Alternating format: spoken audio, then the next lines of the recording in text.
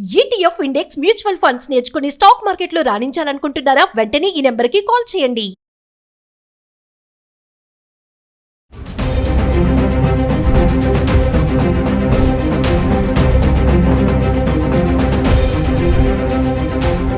నమస్తే, welcome back to Suman TV. Present మనతో పాటు ఉన్నారు అనలిస్ట్ మందర్ కృష్ణారెడ్డి గారు. నమస్తే సార్. నమస్తే అమ్మా.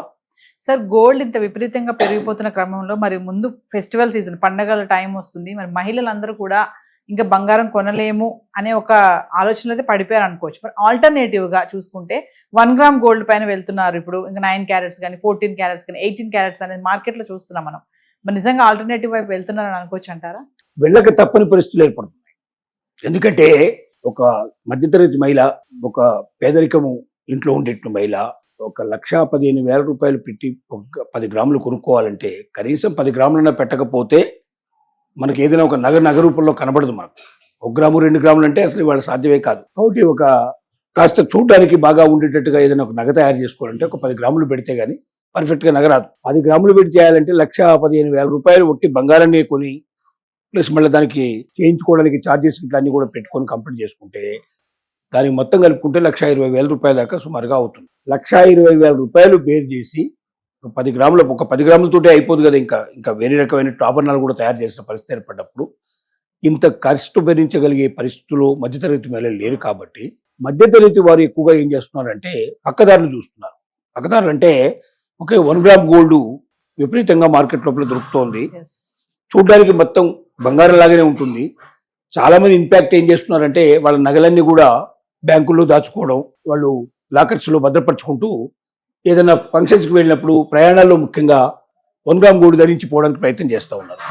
ఎందుకంటే దాని ఒకవేళ దొంగతనం జరిగినా పోయినా కూడా పెద్దగా నష్టపడాల్సిన అవసరం లేదు, సులభంగా బయటపడడానికి అవకాశం ఉంటుందనే ఉద్దేశంతో చాలా మంది ఆ పని చేస్తున్నారు. ఇప్పుడు మధ్యతరగతి మహిళలకి అదే దిక్కుగా కనపడుతుంది. 1 గ్రామ్ గోల్డ్ కానీ, లేకపోతే ఇప్పుడు 9 గ్రామ్ గోల్డ్ కానీ, అలాగే 18 గ్రామ్ గోల్డ్ కానీ, ఇలాగ రకరకాలుగా గోల్డ్ లోపల కొంచెం తగ్గుతుంటే, గోల్డ్ తగ్గుతూ ఉంటే ఆటోమేటిక్గా రేటు దానికి తగ్గుతుంది. ఇప్పుడు మీకు 24 క్యారెట్స్కి 22 క్యారెట్స్కి మధ్యలోనే 10,000 రూపాయల డిఫరెన్స్ ఉంటుంది. అలాగే ఇంకా తగ్గుతున్న కొద్దీ ఆటోమేటిక్గా రేటు తగ్గే అవకాశాలు ఉంటాయి.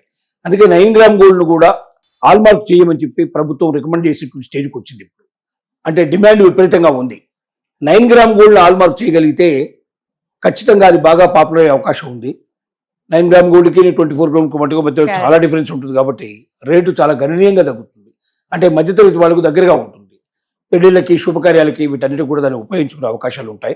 అటువైపున ప్రయాణం చేయడానికి ఎక్కువగా ప్రయత్నం చేస్తూ ఉన్నారు. ఏం చేస్తారు మరి? ఇప్పుడు ఒకటి మనం తీసుకోలేని పరిస్థితుల్లో తీసుకోకనేమో తప్పదు, తీసుకోవాలంటేనేమో ఆ రేటు మనం భరించలేము.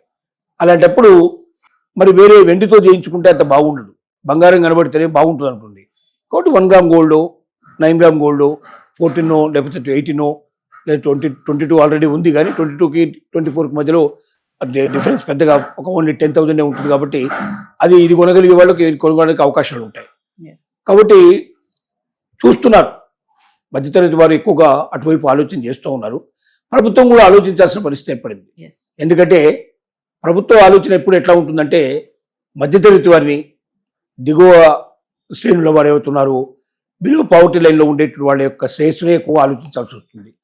లేదా ప్రభుత్వమే మరి పెళ్లిళ్లలో తాలిబొట్టు లాంటివి ఫ్రీగా ఇవ్వడం. ఇంతకుముందు కొన్ని ప్రభుత్వాలు అట్లా చేశాయి. తాలిబొట్టును వాళ్లే ఇవ్వడం అనేటువంటి ఆచారంగా పెట్టుకున్నాయి.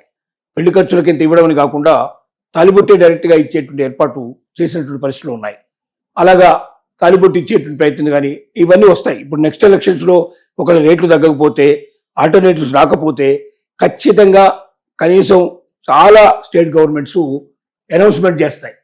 మిమ్మల్ని గెలిపిస్తే నెక్స్ట్ గవర్నమెంట్లో మేము తాలిబొట్లు ఉచితంగా ఇస్తాం పేదవారికి అని 100% ప్రకటించాల్సిన పరిస్థితి ఏర్పడుతుంది.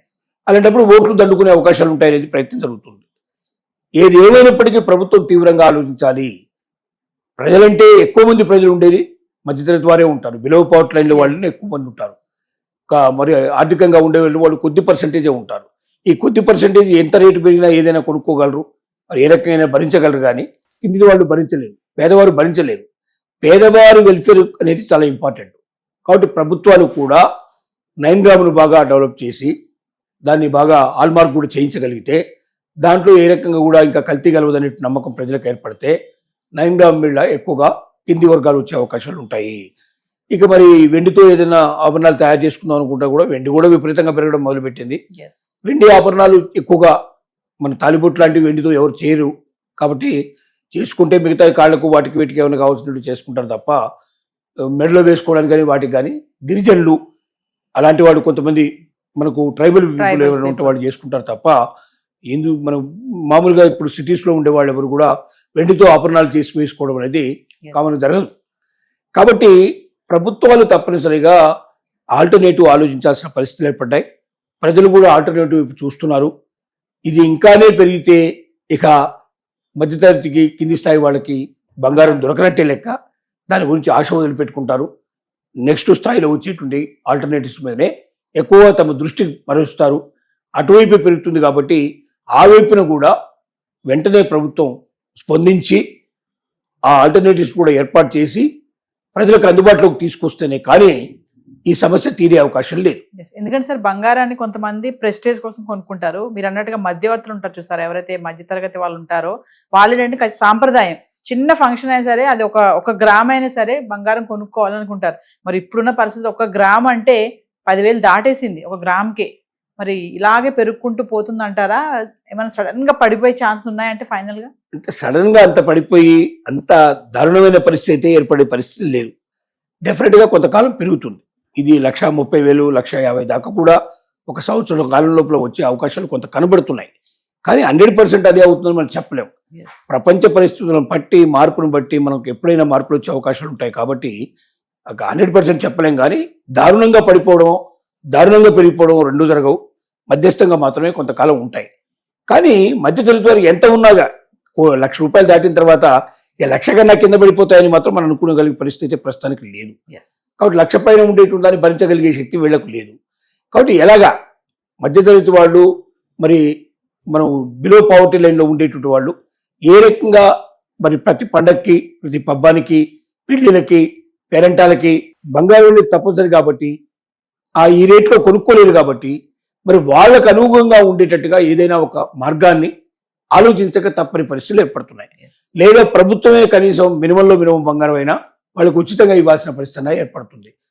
అట్లా ఉచితంగా ఇచ్చేదానికన్నా ఈ వైపున ఆలోచిస్తే ఇంకా బెటర్గా ఉంటుంది. ఇటువైపున ప్రభుత్వానికి కూడా పెద్దగా ఖర్చు అయ్యే అవకాశం లేదు. ప్రజలకు కూడా ఏంటంటే మేము బంగారం వాడుతున్నాం, ఎవరు చూస్తారు దాన్ని 9 క్యారెట్సా 22 క్యారెట్సా 24 క్యారెట్సా చూసేవాళ్ళు ఎవరు లేదు, మనకు అనుకోవడమే. చాలా మంది పెద్దవాళ్ళు ఉన్నత వాళ్ళు ఏంటంటే వాళ్ళు పెట్టుకోవడానికే కాకుండా బంగారాన్ని పెట్టుబడి కింద వాడతారు.